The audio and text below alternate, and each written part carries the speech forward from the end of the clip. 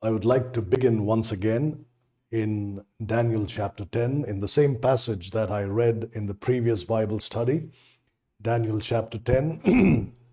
Let me begin at verse 12. Daniel chapter 10 and verse 12.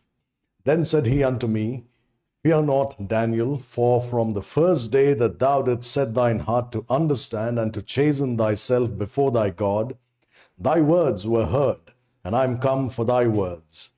But the prince of the kingdom of Persia withstood me 21 days. But lo, Michael, one of the chief princes, came to help me, and I remained there with the kings of Persia. So here is a mention of the prince of Persia, the prince of the kingdom of Persia, after which the video game, the very popular video game has been made called the Prince of Persia, which I used to love to play as a kid growing up. And then he talks about the kings of Persia. So Paul calls these princes and kings, who are angelic beings, fallen angels, principalities, powers, and rulers of darkness. So we have spoken a little bit about this in the previous Bible study. Let me just remind you that the Bible clearly teaches that there are spiritual beings ruling over nations. And the devil himself is called the God of this world. So this is how his hierarchy is organized. He's there on top, right, as the capstone of the pyramid with the all-seeing eye that you see on the dollar bill. That's the devil himself. And under him are principalities, powers, and rulers, these kings of nations, spiritual beings, not the leaders, the human leaders of nations. We are talking about principalities, powers, and rulers. That's why Paul says we wrestle not against flesh and blood, but against, in contrast to flesh and blood, you have these spiritual angelic beings, principalities, powers, and rulers, and other such angelic beings. But you see, they influence people. They rule over people. Now, this is something very difficult for Christians to understand because because of the lack of information, right? So they just do not understand how this whole thing works. Sometimes you see these spiritual beings manifest themselves in certain places, but most of the times they are not allowed, I believe, by God to do so. But they can influence, and they can be brought to manifest themselves through certain rituals and witchcrafts and symbols and things like that, even through occult architecture. They can be influenced to take a part actively in the course of a nation's history. Now, how do we know this? We know this by looking at some occult practices among people who worship the devil, right? So if you study that a little bit, you will understand that they have to be appeased and they have to be seduced. If I could use that word, they have to be seduced into doing things. They want people to do it, but they cannot do it unless the people do the right thing. I hope I am making myself clear. Now, they want to be a part of, a nation's course of history. They want to direct the events of a nation. They have a plan. but they cannot implement their plans unless people cooperate with them. And people can only cooperate with them through occult rituals and practices and sacrifices and things like that. It's very mysterious. It's very difficult to understand. I know that. But the people at the top who do that are these Satan worshippers who call themselves Christians. And like we have seen, they work through secret societies. I've spoken about these in the previous Bible studies, the control that the secret societies have over the nations of this world, especially over the United States of America. Now, we are talking about Donald Trump. We are talking about America in the last days. We are talking about how America is going to play a major role in bringing in a one world government and a one world religion and a one world economy. Together, this can be called the New World Order, or Novus Ordo Seclorum, which is the new order of the ages, which is one of the mottos on the United States Great Seal. To bring in the new world order or the new order of the ages. That is what the secret societies have been planning for hundreds of years, I would say even thousands of years, right from the days of the Tower of Babel, right? You have Nimrod, called Osiris or Apollo. And right from the days of the Tower of Babel, this effort has been made to bring in a one world government. What was the Tower of Babel? It was an effort to bring in a one world government, a one world religion, a one world economy. But God came down and he confused the languages and he scattered the people. He said, no such unity allowed. So since then, they've been trying to bring this back. And in this modern age, America has been chosen by these secret societies as a vehicle to bring in this new order of the ages, as we have already covered. So that's why it's important to see how they have infiltrated the United States of America and how they try to appease these beings, these spiritual entities, so that they would get involved in not only the politics, but in every aspect of the United States of America and use it as a medium to bring in the new world order. So that's what we are trying to dig out. That's what we are trying to see. So we have seen the control of the secret societies. Now, before I talk about Washington, D.C. today and some interesting things about it, how studying Washington, D.C. and some of the architecture there and some history behind it, we will see the plan that these people had. Now, before I do that, let me tell you that the United States of America certainly has been for a very long time a nation that was founded on biblical principles, no doubt about that. But what I contend is that these people who infiltrated the highest levels of the US government and also the founding fathers, some of them, not all of them, obviously, many of them were good Christian men, but they infiltrated and tried to bring in their own agenda. They couldn't do it openly. So they had to just follow what the people wanted and make it look like everything is Christian. For the people it was, no doubt. But they had their own secret plans all along.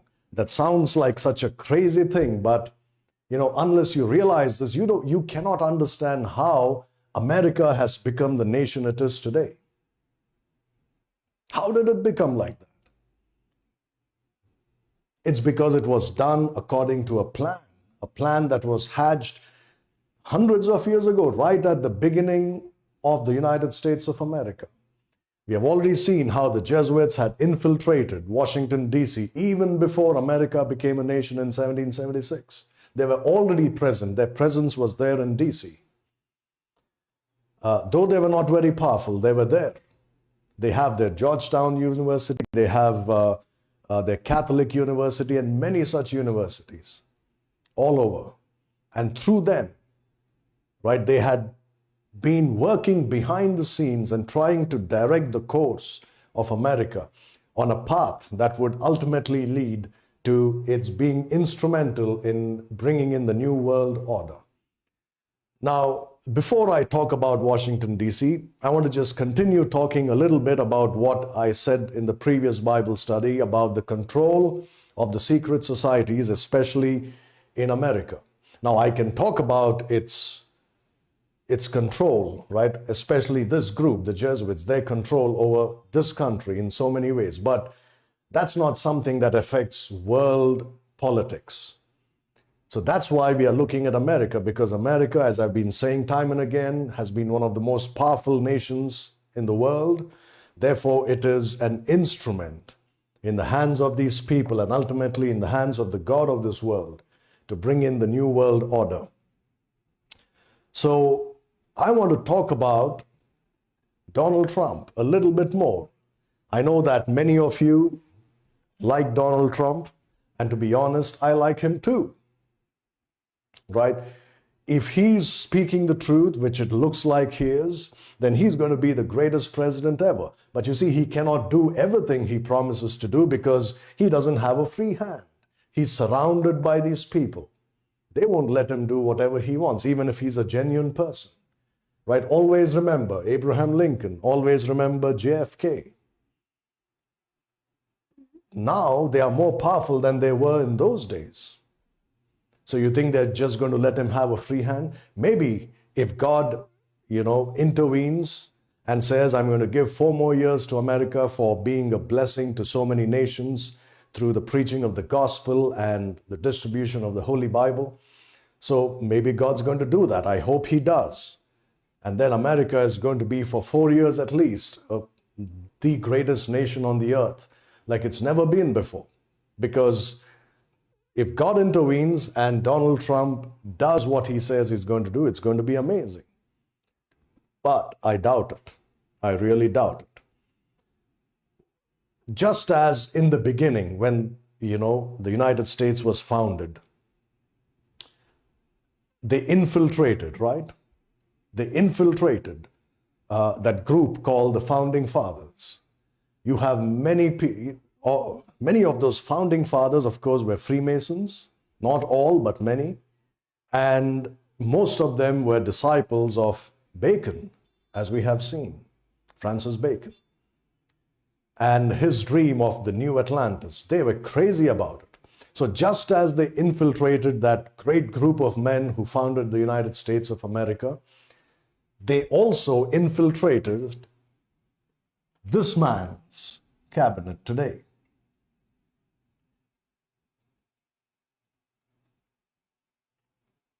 I believe strongly that they have infiltrated his innermost circle. Because remember this, these Jesuits are masters at infiltration. They're masters at it. And they are like chameleons. They can just adapt to any situation, to any circumstance, to any environment, to any color. They are, the best at that game. And they know how to do it. They did it in the Oxford movement in England after the Reformation, after the King James Bible came into existence, right? They wanted to destroy it. They couldn't do it directly, so they infiltrated the Oxford University and they destroyed that university. Now it's completely controlled by them. For that matter, every major university is controlled by them, whether it belongs to their orders or not, whether it's a Catholic university or not, they control them through education. So they are masters at infiltration. What did they do in England? In England, they infiltrated the Bible Revision Committee. Westcott and Hort were occultists. They were, there is enough proof to say that they were devil worshippers. You should read the books by Gail Riplinger. And she puts it out so clearly. She shows with documented evidence that these two men, Westcott and Hort, who were the main guys in the translation of the Revised Version, they were the guys who brought in the Roman Catholic Greek texts, replaced them with, the good Greek text that still existed in those days. And they said this is all archaic, this is all wrong, so they brought in the Alexandrian text. And instead of revising the King James Bible, which itself was absolutely unnecessary, because it's still as relevant today as it was in 1611, instead of revising it, they made a new translation altogether. Why is that? They were like the ones who infiltrated the Protestant group and completely took over matters into their hands and destroyed everything. They infiltrate every time. That's the same thing in the United States. In 1901, I guess, they made the American Standard Version, but men like Chaff, right? Chaff, whatever, however you pronounce his name, Philip Chaff, I guess, or whatever Chaff he was, right? Who was the main guy in the translation of the American Standard Version, the guy who wrote that famous church history series of books. He was totally manipulated by them. He and so many others who were in the committee, right, were just following the orders of Rome. They rejected the King James Bible. Remember what happened when England rejected the King James Bible in 1885? The empire whose sun never sets went to the dogs. They lost their power all over the world systematically. All over the world. And America rejected the King James Bible in 1901, and they are still reaping the consequences till today. So, they are masters at infiltration. And I believe they infiltrated this man's inner circle. Why do I say that? Let me just tell you this before I talk about it. When you see that someone in very high levels of government, right, in any department, when someone is a Roman Catholic, that should immediately raise a red flag. Why? Not because Roman Catholics are evil. No, they are not. I do not believe that. They are unsaved, most of them, but I do not believe they are wicked people just because they are Roman Catholics. No, they are ignorant. They do not know Jesus Christ as their personal Savior because their church has deceived them into believing a lie, and they have kept them in bondage. For 1500 years, they have kept them in bondage, so they do not know it. It's very sad. But these people who come to great levels of power, they don't just come there by accident. They are trained, they are groomed, sometimes directly, sometimes indirectly, even without their knowledge, they are groomed. Do you know how these people work? They put them on a certain path without them knowing it. They create circumstances in their lives which make them choose certain paths. They think, I'm doing it on my own will. They don't know they've been put on that path. That's how clever these people are. That's how subtle they are. It's beyond many people's understanding. It's beyond belief, really, for many people. What I mean by understanding is, they cannot believe it. They understand it, but they do not believe it. How can anyone be so powerful? Well, you do your research, you will know. They have destroyed some of the greatest nations of the earth in history. Not by taking a sword against those nations, but by cunning, by deception, by infiltration, by subtlety. That's how they destroyed great kings, they have destroyed great leaders, they have destroyed great nations. They can at will start wars and stop them. It's in their power to do so.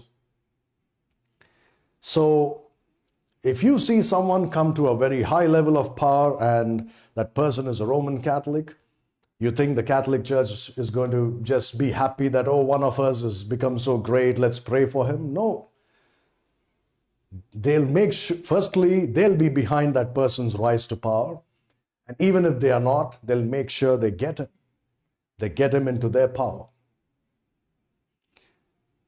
All right, so let me name 10 people in this cabinet, right, who sound like they are excellent people. When they speak the right thing. If they do what they say, they are going to be, phenomenal, really. It's going to be amazing if these people, these men and women, do what they are saying they're going to do. But even if they are genuine, these people are not going to sit quietly by, is my opinion. I hope I'm proved wrong. I'm saying this on camera, right? I hope I'm proved wrong. And if I'm proved wrong, I'll be extremely happy. That means God has intervened and did not allow their plans to come to fruition. That's what it would mean, and I'd be grateful. But at the same time, we should know some of these things. Right, let's begin with some of these people. Trump appointed a man named Sean Duffy as the Secretary of Transportation. As a Secretary of Transportation, doesn't sound like a very big post. I do not know what it is, but he is a staunch Catholic, Sean Duffy. He studied at St. Mary's University, Minnesota. St. Mary's University, that tells you it's a Roman Catholic university, and he claims to be a staunch Catholic. That's the first one. The second one, of course, is someone everyone knows who's doing, at least, with what we can see, he's doing an excellent job talking against all the bad practices in America. This man is RFK, or Robert F. Kennedy Jr., right? The first one is Sean Duffy. He's a Roman Catholic. Then you have Robert F. Kennedy. Is that how it's spelled? No.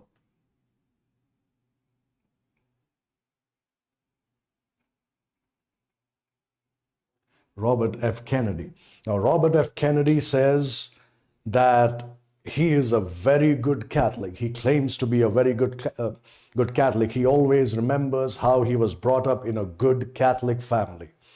And they would always do the rosaries and the prayers and attending church and all that. They were good Catholics, right? And he says that his patron saint is Francis of Assisi. He's a staunch Catholic. You see, if he's got his own patron saint, I'll tell you why he's staunch. And that is Francis of Assisi, who was a Roman Catholic monk. He's a staunch Catholic. In fact, he wrote a biography of Francis of Assisi, Robert F. Kennedy. That's how much of a believer he is in these Roman Catholic orders. He says Francis of Assisi was a man who cared about people, he cared about the animals, he cared about the environment and all that stuff, right? He's going to be the Secretary of Health. And mark this, he speaks the truth. This man speaks the truth. There is no doubt about that. When he speaks about the vaccines, when he speaks about big pharma, when he speaks about all the toxins and chemicals and poisons they are adding to the food, especially in America, all over the world, even here in this country, but he speaks of America. He's speaking the truth. There's no doubt about it. But what is the problem? The roots are the problem. Robert F. Kennedy is a staunch Roman Catholic. What does it mean to be a staunch Roman Catholic? Do you know what it means? Did you ever think about it? What does it mean to be a staunch Roman Catholic? You know what it means? Even if that person swears allegiance to a nation and he sounds like the most patriotic man on earth, his sole and primary allegiance is to the Pope, to the Vatican, to a foreign nation. The Vatican is a country, you see, with a political leader who's also the head of the church. It's a church-state setup. And every good Roman Catholic's allegiance is firstly and foremostly to the Pope, and only then to their nation. So if a staunch Roman Catholic has to choose between his nation and the Vatican and the Pope, who do you think he's going to support or choose?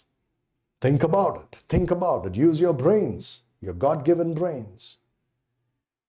If he's really a staunch Catholic, no matter how much he loves his country, if an order comes from above, that is from Rome, that's the one he's going to obey. Or else his conscience will destroy him. Because you see, his conscience is bound by Rome. It has made him a captive. That's why he is a staunch Catholic. He believes in the Catholic Church system.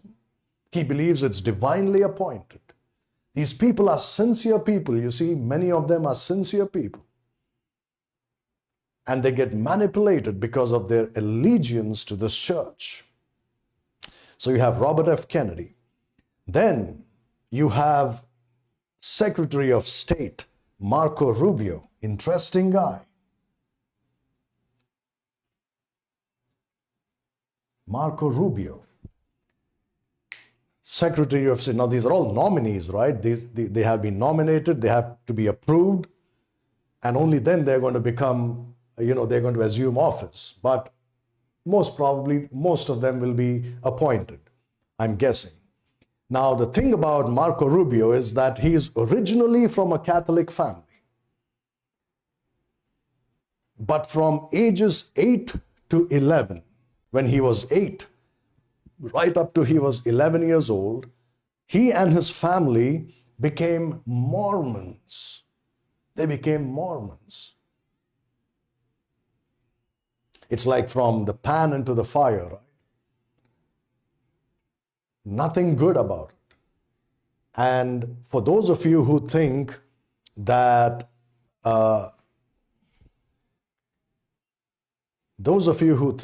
it is, the Mormon church is nothing but a cult, that can be ignored, you're mistaken. You're greatly mistaken. The Mormon church is in league with the Catholic Church. And the Mormon church engages in Satan worship at the highest levels, not the ordinary people, right? At the highest level. They belong to,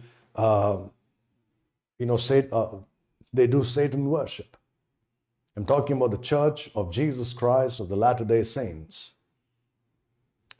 What is the problem? The problem is that they engage in some horrible activities, satanic rituals, mind control, and things like that. Mind control in various levels is rampant in the Mormon church. They get them young, they get them young.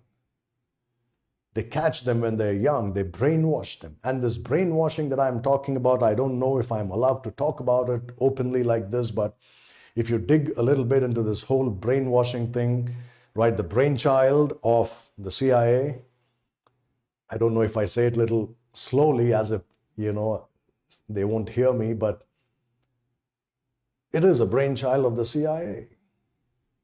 Or maybe I should just write it on the board and not say some of these words. It's dangerous. But you see, it is not just through propaganda that they brainwash people. Mind control is not just by propaganda. That's what they do with the masses. But the specific kind of mind control that is practiced among the Jesuits and the Mormons is trauma-based. Trauma-based. You know trauma, right? They really destroy that person with torture so that they start splitting personalities. And they have multiple personalities. It's called DID, I think, or DOD, whatever that is. Dissociative personality disorder, I guess, DPD, something like that. I forget these terms, they're all very technical. But earlier it used to be called multiple personality disorder. Now they have a different name for it. How do they achieve that? Through trauma, torture. Trauma is a nice, decent word for torture. That's what they do. And they get them in their hands. I'm not saying everybody who joins the Mormon church, but if you see, most of them get brainwashed in the Mormon church. They don't want to believe the truth. They don't understand the truth. Even if you present to them, very few people really get saved from the Mormon church. Why is that? Because their minds are not under their own control. That's why. And this man was a part of that from 8 to 11 years of age. You know, some of these people are chosen very early. They are called the chosen ones. They are chosen when they are very young. They recognize some of the qualities that they have and they see that they can be used. So they put them through that. What was the need to transfer from the Catholic Church to the Mormon Church? Probably for this very reason, so to train some of these people. But later on, he went back to the Catholic Church. It's almost like he went there for a purpose. The purpose was finished, accomplished, and he was sent back. It sounds like slander, really. I hate talking about these things, but these things have to be said. Really. Because when he speaks, he's such a wonderful person. Speaks the right things. Does the right things. To talk like this about somebody, I don't like it really. But I have to point these things out. Because you see, the big picture that we are trying to form is how America would be used to bring in the one world government. It's not going to happen just like that. It's going to happen from grassroots levels. And these people are the ones there working behind the scenes. So he went back.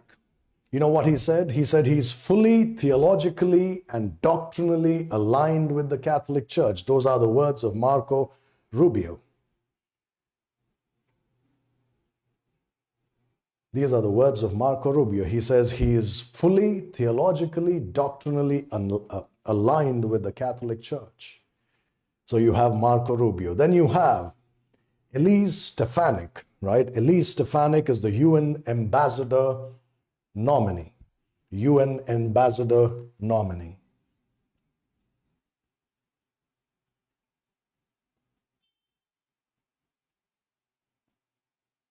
I think that's the spelling. She was born in a Catholic family. Now, we do not know much about her Catholic beliefs, but certainly she was born in a Roman Catholic family, firstly. But secondly, if you look at some of the things that she is involved in, it tells you that that is Roman Catholic influence. Firstly, her pro-life stance, which is good. I'm not against it. Not at all against it. It's wonderful. It is one thing when born-again Christians, Bible-believing Christians are pro-life. It's another thing when Catholics are pro-life. You say, what are you talking about? That sounds like nonsense. Well, again, I don't want to get into the details of this. That'll take us away from the subject. But you go and do a research and see why the Roman Catholic Church is pro-life. You think it's because they fear God? Or because they're Bible believers? Why are they pro-life? Why are they against abortions? Why were they against divorce? At least outside, you're right.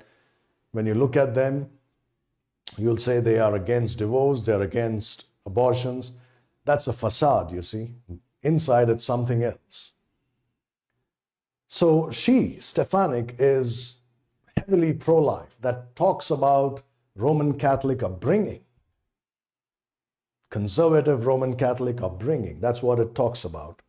Now, an interesting thing is, this is where, we can see the truth about the Catholic Church. The Catholic Church is against gay marriages, at least outwardly. But Stefanik has been one of the few Republicans to support this same-sex marriage bill that they wanted to make into a law. She was one of the few Republicans who supported it. The Catholic Church will do what suits them in each situation.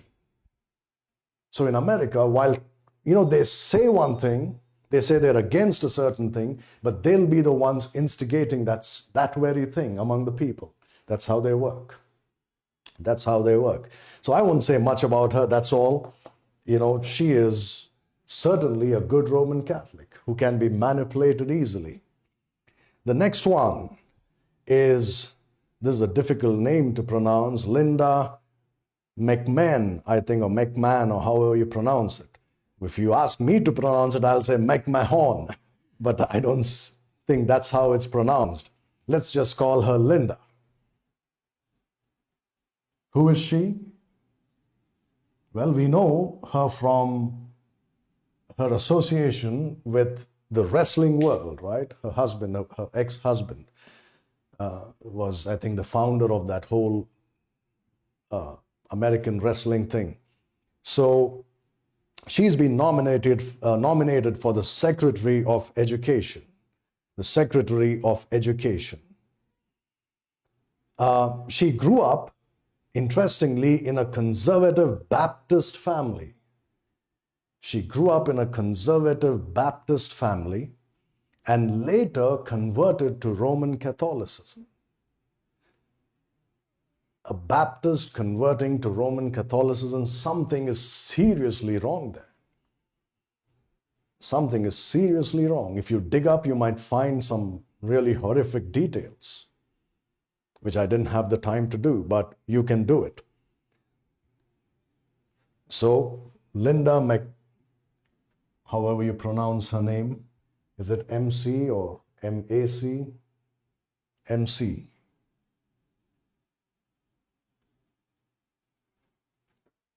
She's been chosen to be the Secretary of Education. Wow. You know what these people are experts at? Manipulation through education. All over the world, they enter a nation by offering good education because they know that's where they can find their future leaders. That's where they can train the future leaders. That's why they are so heavily into education. They know that's where they can brainwash them. That's where they can groom them. That's why you have to, when you see someone in such positions, you have to immediately look at their education. That's what I always do. When I am trying to understand a certain person in these levels of power, the first thing I see is where that person has studied. That makes a lot of difference. So that's because these people are masters at catching them young. That's what we as Christians should be doing. When I say catch them young, I don't mean in that sense. But the Bible says, train up a child in the way, right, that he should go. That's a biblical principle which they use and twist to their own advantage. We must train our children in the right way, in the right path. To know God, to obey His word, to love Jesus Christ, of course, to get saved at a very young age, and then love the Lord, His word, love the Lord Jesus Christ, love the church, do good, and all that stuff. We should train them. Or else these kind of people will do it for us. Then you have this very powerful guy, right? The Border Czar nominee. The Border Czar nominee is, how do you spell? Right, Tom Homan. Homan or Homan, I don't know. Tom Homan. If ever someone speaks the truth, it's him. He sounds like he's going to be the best ever to take that position, to do right by the United States of America. And if he's allowed to, he will. He will put an end to that nonsense at the borders that's been happening in the United States. It's a shame. And he has vowed to put an end to it. And he sounds like he's on a warpath, right? He's very strict about it. He's going to make sure that on his watch, all this nonsense is going to end. I hope so. But again, he was born in a very, very conservative Roman Catholic family. Born in a Roman Catholic family, raised as a Roman Catholic. He was very faithful in his attendance, in church, things like that. He's very staunch in his Roman Catholic faith. It's another guy. Then you have the CIA director nominee, John Ratcliffe.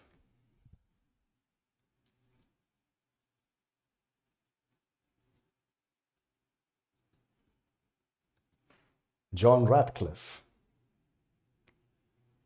He studied at the University of Notre Dame, or however you pronounce it, right? And that's a purely Roman Catholic university, the University of Notre Dame. And speaking of the University of Notre Dame, it reminds me that Donald Trump was in France for the inauguration of the rebuilt Cathedral of Notre Dame. Correct? So there you have, in that inauguration, or whatever you call that, that function, that service they had in that cathedral, all the leaders of the world, the great ones. You had the Prince of Wales there, you have Zelensky there, you have Macron, of course, the Prime Minister or President of France is there, and all the other big dignitaries, and Trump was there. Makes me think, one of the first things he does on an international stage before he takes office is attend the inaugural function of a Roman Catholic cathedral in France. France is very significant for these people. It's completely controlled by these people. And the rebuilding of Notre Dame, of course, the destruction of it itself, I believe, is a very big plan by these people to instigate hatred towards a certain group of people. But the rebuilding of it, again, it's a symbol of this. The burning down of the phoenix bird, right, which burns in its own nest, is reduced to ashes and then rises up again. There you have the whole picture right there. This cathedral was burned, at least a part of it was burned. It was renovated, brought back to life. And then all the leaders come, as if, they're all the best of friends. You have Trump shaking vigorously the hand of Zelensky. He had a private meeting with Macron and Zelensky. The person about whom Trump said, that he's stealing our money. I'm going to put an end to it. I'm not going to give him any money. He comes every time and he steals $100 billion and goes away.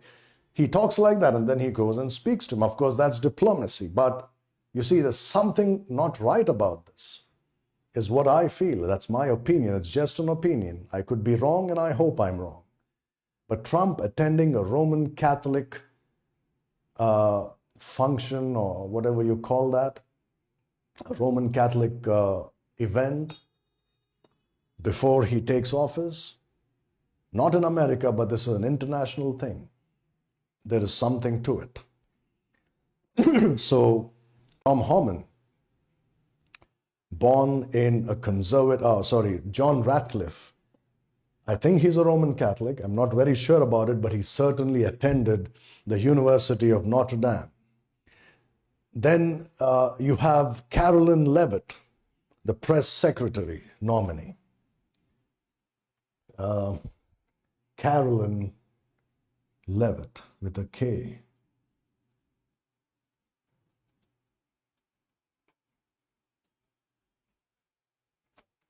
It's a double T. She was born in a Roman Catholic family. Again, she went to a Roman Catholic school and she attended a Roman Catholic college as well.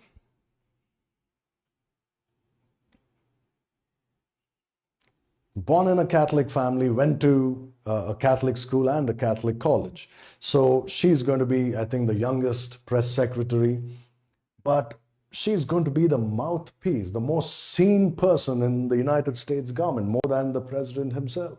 She's the one who'll be talking all the time, the mouth for the president and the government.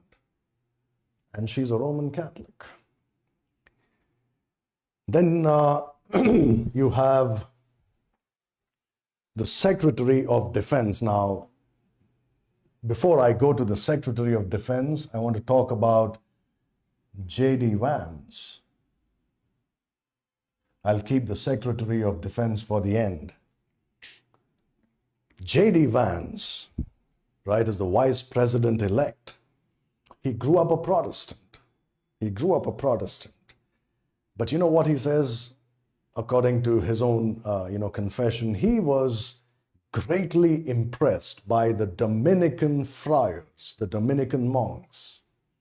He was greatly impressed by their lives. You know, when people say such things, you have to think. You have to think about it. Why would a person who's born in a Protestant family be impressed by the Dominican friars? Something is wrong. Just like she was born in a Baptist family, right? Was it her? Linda? Yeah, she grew up in a Baptist family and became a Roman Catholic. Something's not right there. Born in a Protestant family, but was impressed by the Dominican friars.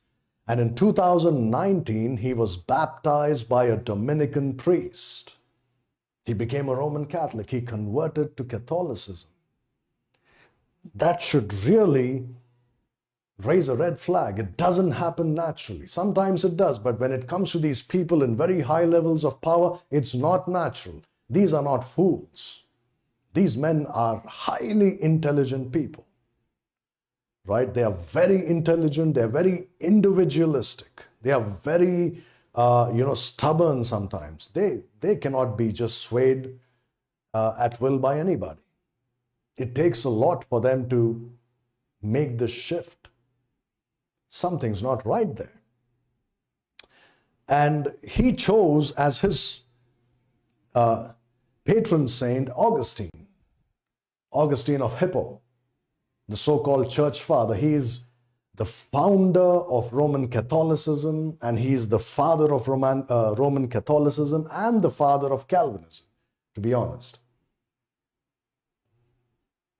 He chose him as his patron saint. Now, the most interesting thing about him, now again, I hate to talk about this because he looks like a wonderful person. He speaks absolutely right about everything that he speaks. But there are some things that you cannot ignore about these people, like his conversion to Catholicism. Secondly, he studied in Yale University. He's a graduate of Yale University. So what's wrong with that? Yale University is totally overrun by the Roman Catholics, just as Oxford in England and Cambridge also. It's overrun by the Jesuits. And the most important thing about Yale is that's where they have this secret society known as the Skull and Bones. It's in Yale University that you find the Skull and Bones. What's so great about nothing great about it, but what's important about Skull and Bones? It's a secret society which immediately should tell you that it is controlled by these people. And people who belong to some of these groups, like the Bohemian Grove, where Lilith is worshipped under the symbol of the owl of wisdom, they engage in satanic rituals, very satanic rituals. It just sounds all boyish and playful and fun, but it's not. It goes much, much deeper than that. George W. Bush was a bonesman, as they're called, right? John Kerry was a bonesman. John Kerry was there at the inaugural function of Notre Dame. Highly occultic is what Skull and Bones is. And you see, once you are a part of these secret groups, there are no party divisions anymore. You're all brothers there. That's why you have George Bush and John Kerry. In the eyes of people, they fought against each other for the presidency. But behind the scenes, they would be the best of friends. They would have this sense of brotherhood because they belong to this secret society. They are just one. And again, I don't want to go into the details of some of the things that they do in the Skull and Bones or the Bohemian Grove secret societies. But now, according to this author in the United States, John Eric Phelps, that I mentioned many times in the previous Bible studies, the author of The Vatican Assassins, an 1800-page book, documented evidences in that book about all these people's activities, the assassins. The Vatican assassins are these people, the Jesuits. So he says, I do not know now, I couldn't find any information about this, but he says that J.D. Vance is a bonesman, that he's a bonesman. And just like George Bush and John Kerry, I wouldn't be surprised at all if George Bush and John Kerry were members of Skull and Bones. It's not surprising that J.D. Vance, and a vowed Roman Catholic, is a part of that group. He may have the Bible in his hand and he may speak all the right things, but if this is true that he's a bonesman, then you cannot be trusted, really. Just imagine if Trump, takes office and after some time, someone else, the third time, succeeds in taking him out. They're going to have in place a bonesman again as the president of America, totally controlled by these people. Now, I don't know how much trouble I'm going to get into talking about all these things, but you see, this is all there for anybody to see. I have not made up any of these things. You can do your own research. You'll find much more than what I'm saying. I'm only introducing this subject, really. If you dig deeper, you will find some shocking things. I don't want to talk about those things here because I want to move forward, and this is only for you to understand how America could be used in the future, if not immediately, in the future, to bring in the one world government. Now let's talk finally. Well, this one is someone you have to keep your eyes on, really. Watch him closely. See what he does.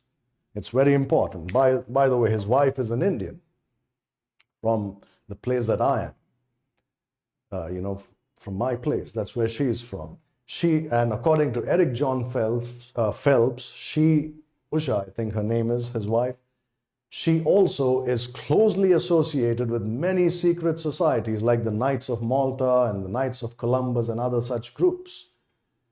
How far that's true, I don't know. You can check it out. But I've seen that most of the times, if not every time, most of the times, Eric John Phelps is spot on with his research. If he says it, most probably it's true. In all probability, it's true. So again, you can dig deeper and find out about these things. So now we have this man, Pete Hegseth.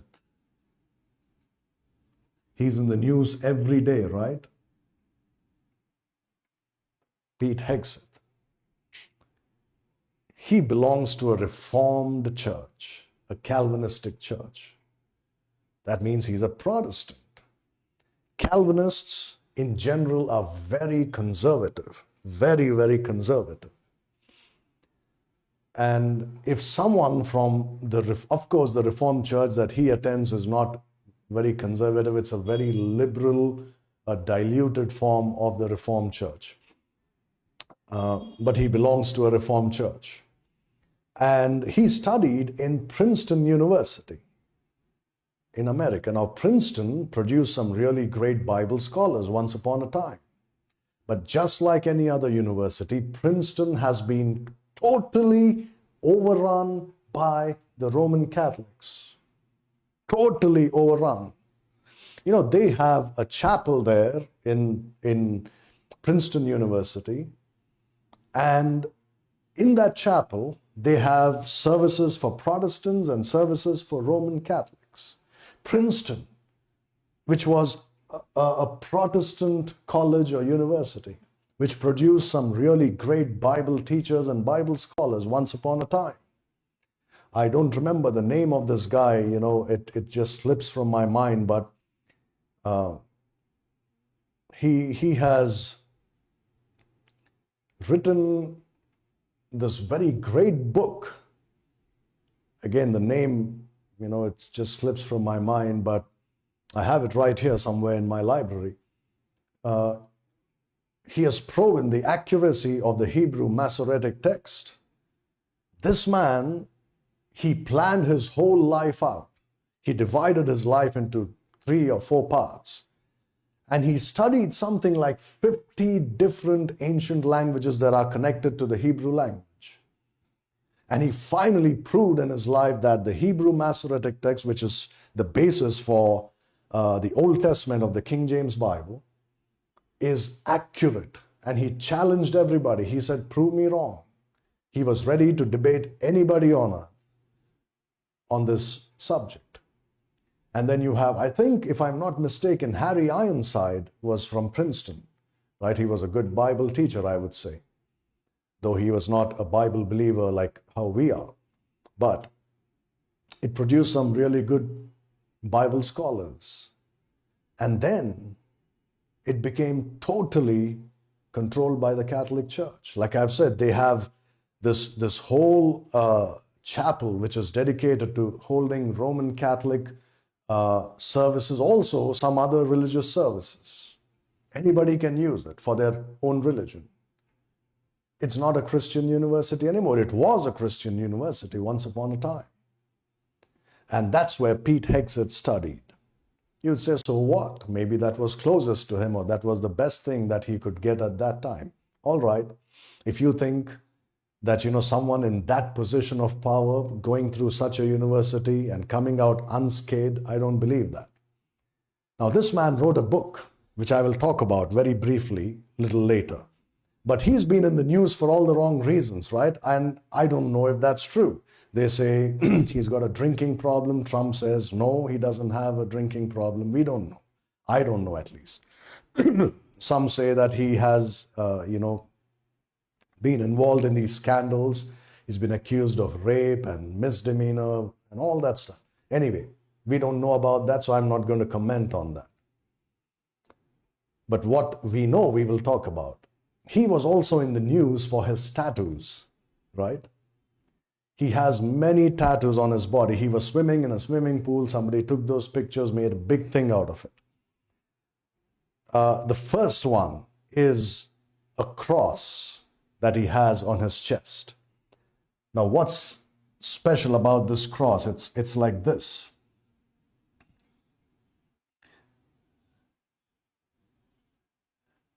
Something like this, right? Something like this. Some people said, oh, that's the Nazi swastika. No, it's not. They're stupid to think it's the Nazi swastika. It's not the Nazi swastika. And he said, you're fools. Can't you see this is not the swastika? That's completely different. It doesn't look like this. Crazy people. But this cross also has 4 other crosses. Like this. This is how it looks. What is the problem with that? You know what Pete Hegseth's interpretation of this is? Something like these are the 4 gospels, the 4 crosses, and this main one represents taking the gospel to every part of the world, or something like that. You can only fool fools with such kind of explanations. It's the most stupid explanation I've ever heard in my life. These are the 4 gospels, and that's a symbol of taking the gospel to the whole world and all that stuff. I don't believe that for a moment. That sounds more like deception, really, deceiving people with that answer. That's how it sounds. What's special about this? You know what this cross is? You can just Google it and see. You will find it. Hundreds of pages on this. It's called the Jerusalem Cross.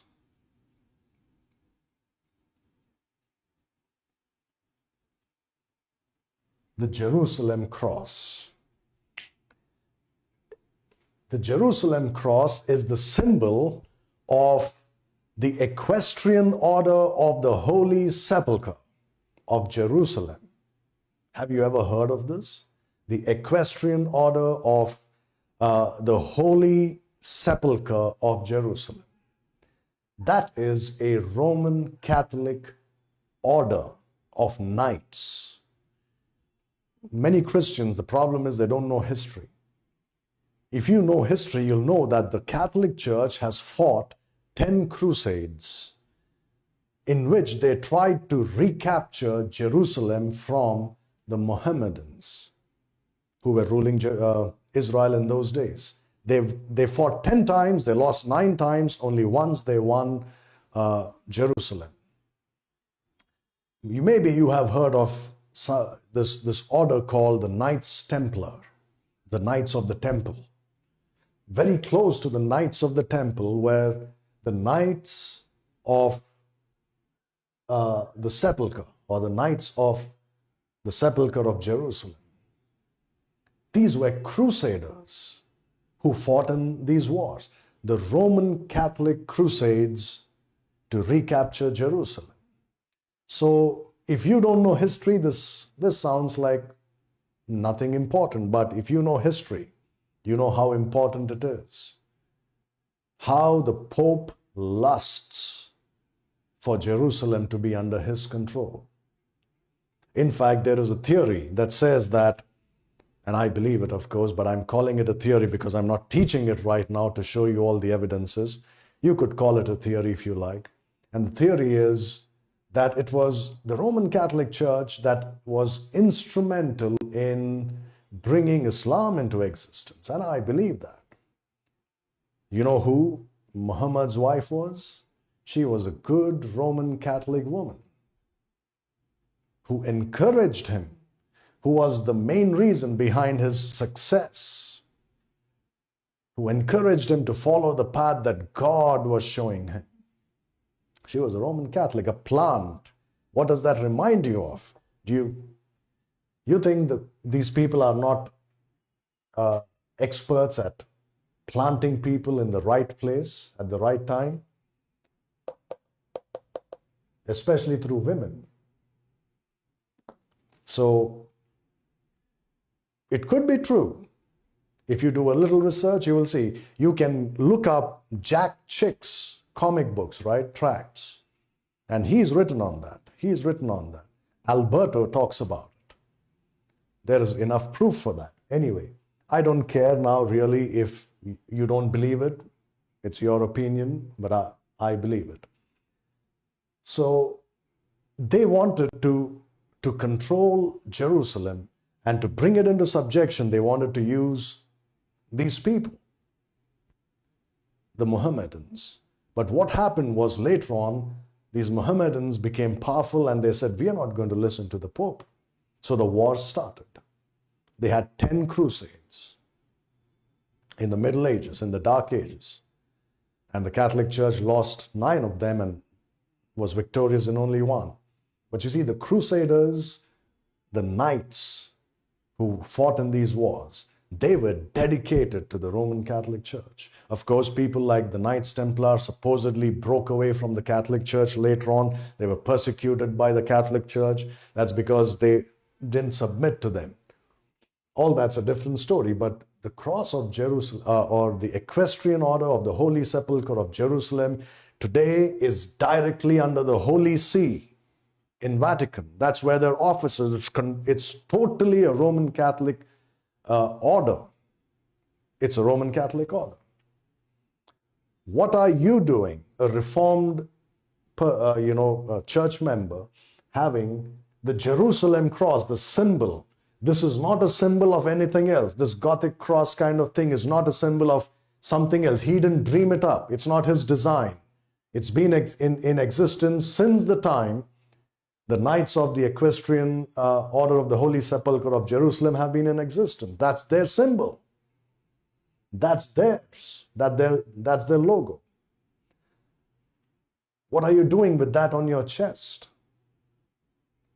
I don't believe that's a coincidence. I do not believe it. Again, it sounds, I hate to talk about these things because it's like I'm slandering someone, especially a man who seems to be on a war path in setting things right in that nation. I hate to talk about it, but I cannot ignore these things. I have to put them before you. You can decide. It's up to you. I don't care if you think it's not right. It's up to you. But I strongly believe it. Nothing will change my mind on this. Unless in the next 4 years, these 10 people are going to do what they promised to do. Then, and I hope they do it, and I hope I'm proven wrong, then I would believe I'm wrong. But you see, this is not a coincidence. Secondly, right, I've said this is a Catholic order of knighthood. It's under the protection of the Holy See. And it's also called, by the way, the Sacred and Military Order of the Holy Sepulchre. The Sacred and Military Order of the Holy Sepulchre. This must be in your mind. Sacred and Military Order. See this word military? That's very important when we talk about Pete Hegseth. Sacred and Military Order of the Holy Sepulchre.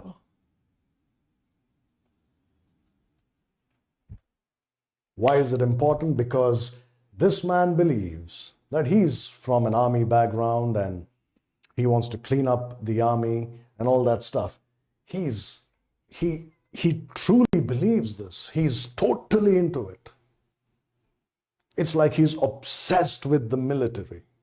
And of course, like I've said, I'm not denying this, that the things that he's saying are absolutely true. And they should be done, really. But behind it, there is a mindset. That's what I'm trying to talk about. A mindset rooted in Roman Catholicism. This is not an ordinary group to be a part of. Sacred and Military Order of the Holy Sepulchre. If he has not been knighted by these people, that means if he's not one of the knights of this order, that tells you even more. That means he's obsessed with them. He wants to be a part of them, though he is not. That's why he has all these symbols there, these tattoos. And he has chosen this because it's a military order. What's his position? Secretary of Defense. Secretary of Defense. He wants to clean up the military. I hope he does. But the mindset is important. The mindset behind it is something else altogether. He's got another tattoo which says in Latin. Latin is the official language of the Roman Catholic Church. He has a tattoo which says Deus Vult.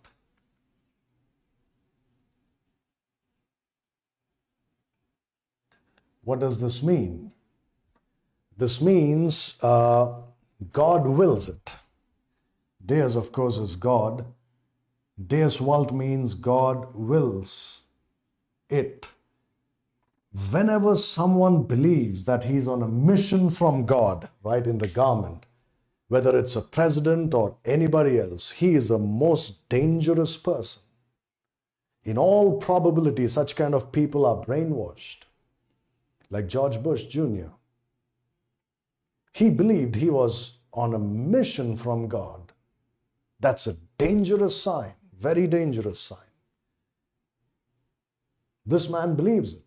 You know what this is? God wills it. You know where it comes from? This was the slogan of the Crusaders who fought in those crusades, the knights. This was their slogan. They said, we are going to war because God wills it. They justified their crusades because God wills it. How do they know God wills it? Tell me. Did God tell them? How do they know God wills it? Why did the Crusaders go by the hundreds of thousands and die in Israel in those wars? Why did they go? Because they believed God wills it. Who told them God wills it? The Pope. That means they have been brainwashed into believing that they are executing God's will on earth by going to war to take control of Israel. Who told them that Israel or Jerusalem should be under the control of the Catholic Church? It's the Pope. Why does he want it? Because he wants to sit one day on the throne of David and say, I am the king. He wants to sit in the temple, in fact. Do you know, I think most of the Temple Mount that's not under the control of the Muslims is under the control of the Catholic Church. Why? That's where he wants to be one day. You see, that's when he tried to do it through the Crusades. He failed. But they believed God wills it. And this tattoo, the Crusader tattoo, or the Crusader slogan, is tattooed on this man, Pete Hegseth. It was a Crusader battle cry. Not just a slogan, it was a Crusader battle cry. That means when they went to war, this is what they shouted, God wills it. That means he believes that God's called him to wage war. You're talking about Pete Hegseth. One last thing.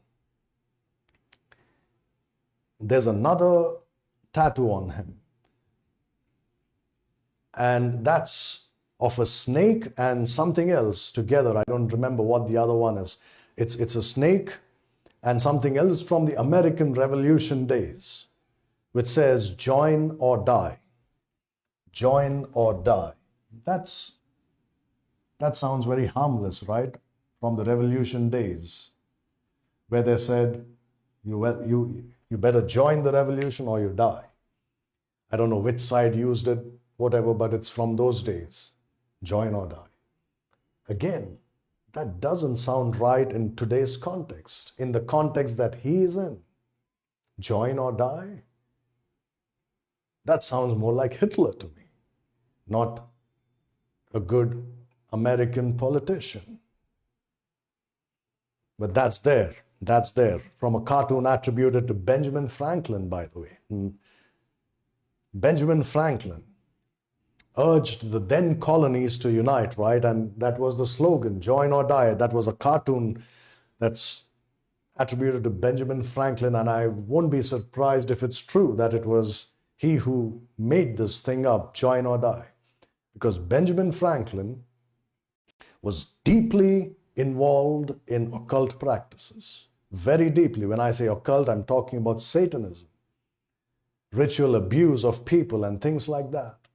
No, most Christians won't believe that because they are too busy or too lazy to do any research. That's why. They'll simply, write it off saying, no, it cannot be true. I don't believe that. Go do your research before you open your mouth. This is not normal to have. But now, the icing on the cake, let's call it, is the book that this man wrote, Pete Hegseth. What does he call it? Of all the titles that he can choose, he calls it the American Crusade. American Crusade. What a title to choose for your book. Crusade. Doesn't it fit in so perfectly with all the other Crusader symbolism tattoos that he's got on? He's even written a book, American Crusade. So,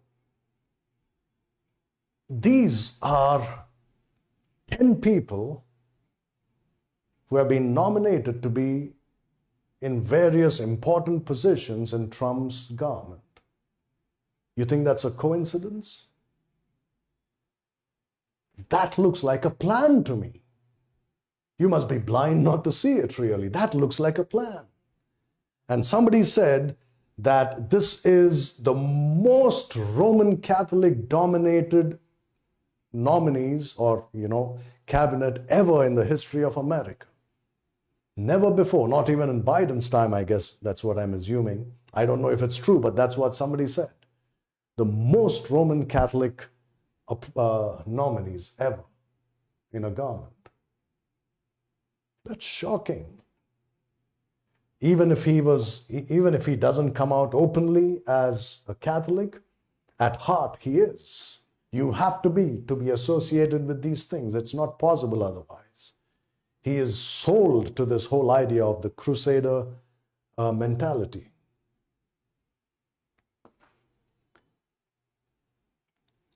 Well, this is what tells me that these people are working according to a plan. The people may have chosen a good leader, but they're not going to keep quiet. The only way their plans will fail is if God intervenes. That's why you must pray that God does it, so that till the rapture of the church, at least, these people fail in implementing their plans. And then, of course, no more restraining, and then, like they say, all hell's going to break loose on the earth, even in America. But it could happen in our lifetime. I do not know. We have to wait and see. The Bible says that we should pray, right, for our leaders. We should pray for them, and that's very important to do so. We should pray for the peace of the city that we live in, that we may live peaceably in that nation or in that city. So you must pray not only for America, but for every other, wherever you're from. Pray for your government. Pray for your leaders. It's very important, because the devil is very actively trying to manipulate them, use them for his own purposes. This tells a very horrible story. Maybe all of them are genuine people, right? Maybe. I don't know. They could be. They say the right thing. It's just a coincidence, let's say, that 10 Catholic people, there could be more, but these are all I could find. 10 Catholic people are there in his cabinet nominees. Do you think these people are going to just stand back and watch? No, they're going to see it as an opportunity to take control and manipulate and use, to bring in the new Atlantis, the one world government, the one world economy, the one world religion that the Bible speaks about, the new world order, the new order of the ages that's printed on the United States dollar. I believe that their plan is to use America to bring in the new world order. Like Ronald Reagan may not have spoken very openly about it, but he worked heavily towards forming a new world order. He believed in it. So did many other presidents after him, right up till Obama. They all believed in it very strongly. They worked towards it. They laid the foundation for it. Behind them are these people. So again, I would challenge you to, just do your own research, and at the same time, don't forget to pray much. We are in the last days. Really, we are in the last days, and America will play a very, very prominent role in these last days in ushering in the kingdom of Satan that Jesus spoke about, right? And that's coming very soon. But thank God, before that, we will be gone. We will be taken up to meet the Lord in the air. And so shall we ever be with the Lord. Praise God for that blessed hope that we have. Thank you very much for joining us. I hope that some of these things that we are talking about are helpful to you in trying to understand what's happening in the world. That's the purpose of having this. Not to sensationalize anything, not to just criticize some people or just throw some mud on people. That's not the intention at all, right? Just like any Bible-believing Christian in the beginning, I was also all excited that, a man like Trump, imagine him being the president a second time. That's what America needs and all that. But then when you look at some things, immediately you need to be cautious. And once you understand what's happening in the world, that tells you that, the things that are written in the Bible prophecy about the last days of the church age are happening right before our eyes. And that points to the soon coming of the Lord Jesus Christ for his bride, the church. Even so, come Lord Jesus, that should be our prayer. Thank you very much, and the Lord bless you. The Lord willing, we'll meet again in the next Bible study. Thank you so much for your patience. I know I've crossed 1 hour, and so many of you still continued and stayed in this Bible study. God bless you all.